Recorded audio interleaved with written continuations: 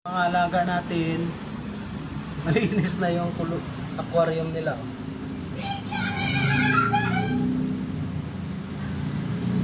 Kaya yung hito sa kabila. Kabilang aquarium. Dalawa. Ayan yung mga puyo natin. As dito sa taas meron din. Ayan o. Maliliit pa eh. Kailangan pa nating palakihin.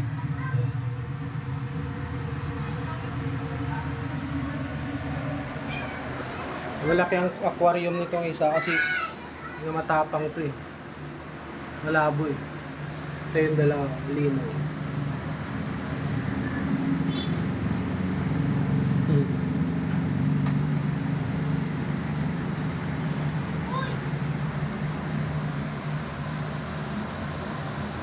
Yan, kita dito yung ano. Dito, kala mo magkasama sila sa isang aquarium. Yan.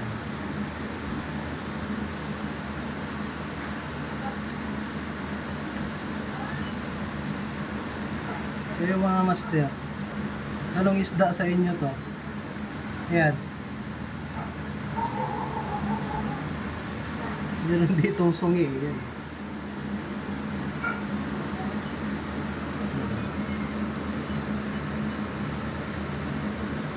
Yan. Isda.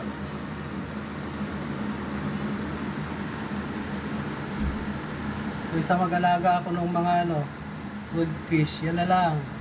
Hito. Puyo. Yan lang yung ilagahan ko. Para may iba naman.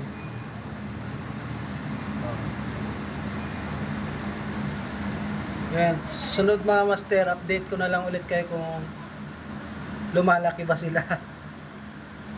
Pero yung mga hito ko lumaki na eh.